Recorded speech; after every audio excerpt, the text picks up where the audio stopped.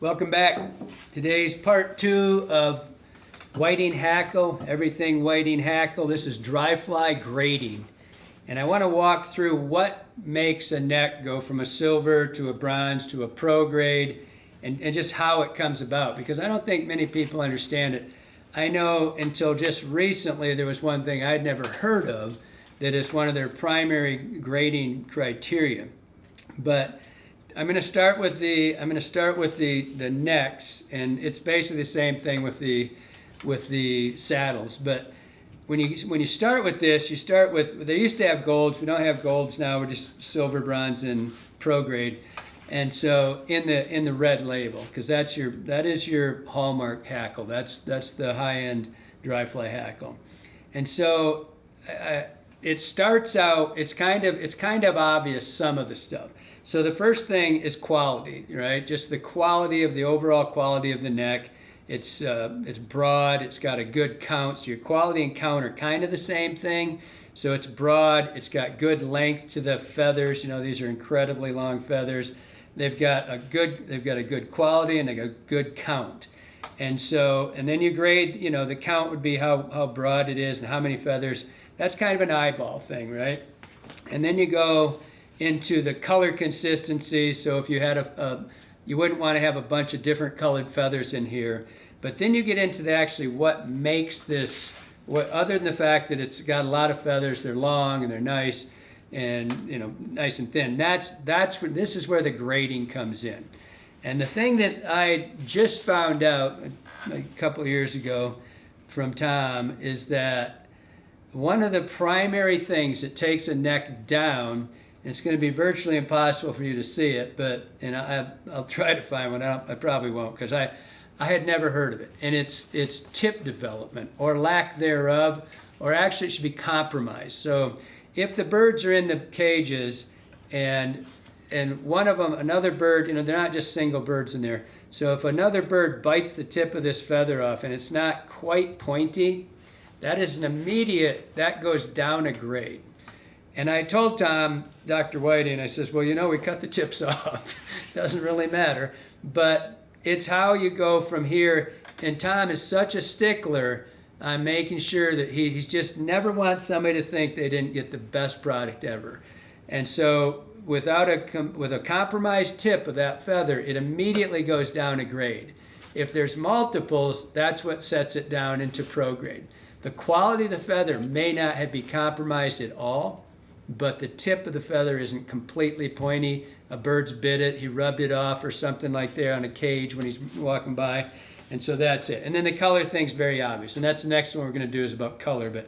But it's part of it, because if you had a bunch of, say you had a bunch of badger feathers that were showing up in here, it's probably not going to stay. It's going to, because it's not consistent. And that's a big thing with whiting, is that they like their birds to be very consistent. So now I want to get into the actual feather and what makes the feather go to a grade, you know, what made whiting hackle what it is, truly. And the first thing is very obvious. You can see, you know, this is a silver, and you can see how long these feathers are, right? That's part of it. Here's and this is really cool because Jeremy brought in his dad's, what year was this? It was probably early 90s. Early 90s. Yeah. Hoffman, this is what started the whole craze in genetic engineered hackle, when Hoffman's grizzlies come onto the scene, and you've got these super consistent colors and super consistent, they were all grizzly, but they were all these super long feathers, really fine, really thin rachis, we're going to get to in a second.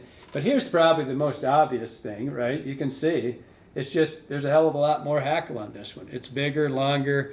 And so that's on your saddle. That was one of the big ones. But what I want to show you is this is kind of we're going to go through what actually makes the feather make a grade. And so when you look at this, you can see the most obvious thing on the first thing being the length. And so is that raptor on the other one? So there's that super Hoffman over here, and this is just a normal saddle, you know, a red label saddle here. You can see the most obvious thing is the length of that. If you come over to this one, this is probably a 10-year-old. This was a bronze grade dyed grizzly. And it was, you know, this is a good, but it's about 10 years old. And it's off of this neck right here. And so I took one of my black bronze capes, and this is the feather, right? And I pulled it identical spot. I pulled it right there in the neck. And so you can see there's a glaring obvious difference, right, on how long that is.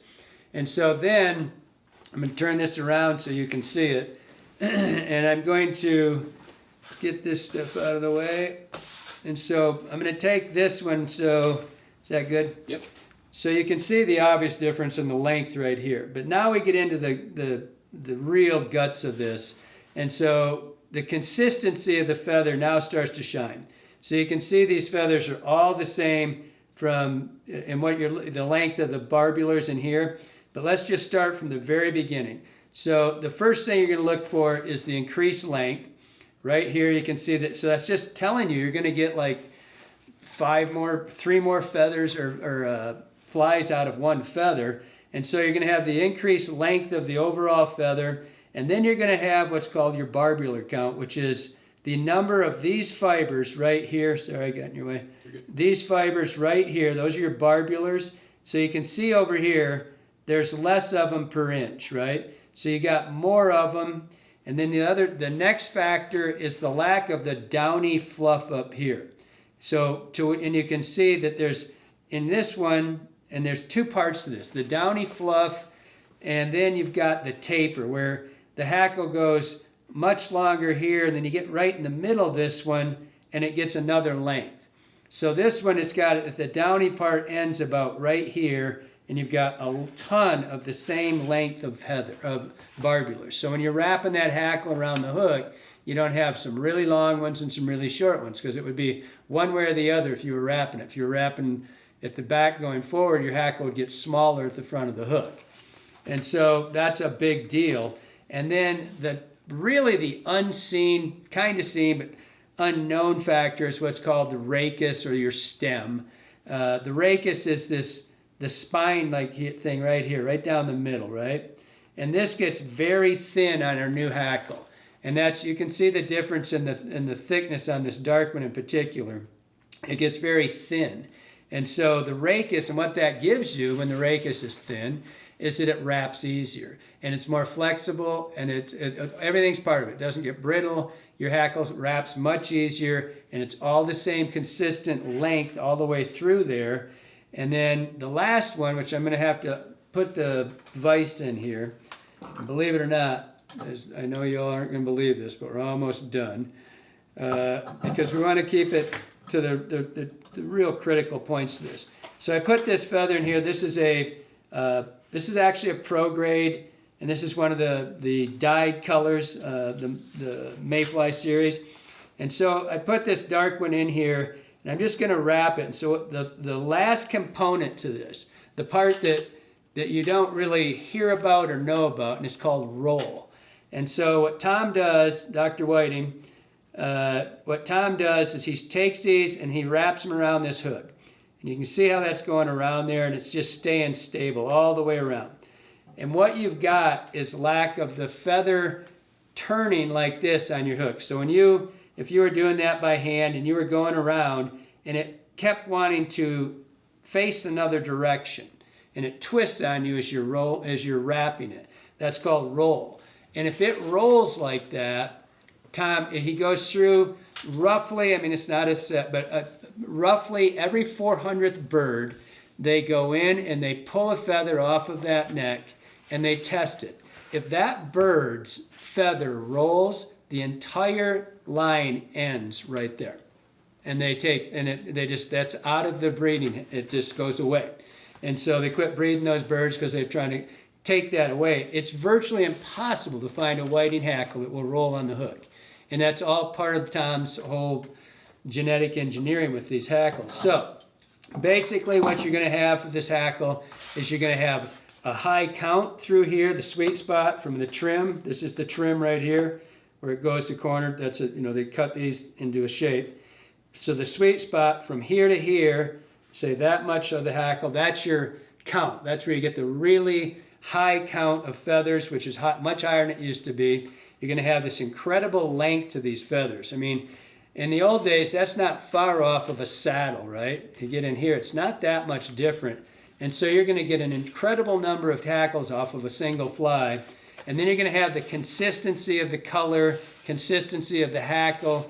You're going to have the length is increased. You're going to have the higher barbular count.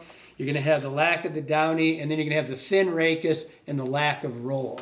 And that's what makes every neck go from the tip development, or the compromised tip, all the way through all the other things. That's how you go from a silver to a bronze to a grade, or to a pro grade. And those are the elements that come into it when you say, okay, what's the difference between a silver and a bronze? And that's all there is to it. Hope that helps you out. Hope you enjoyed it.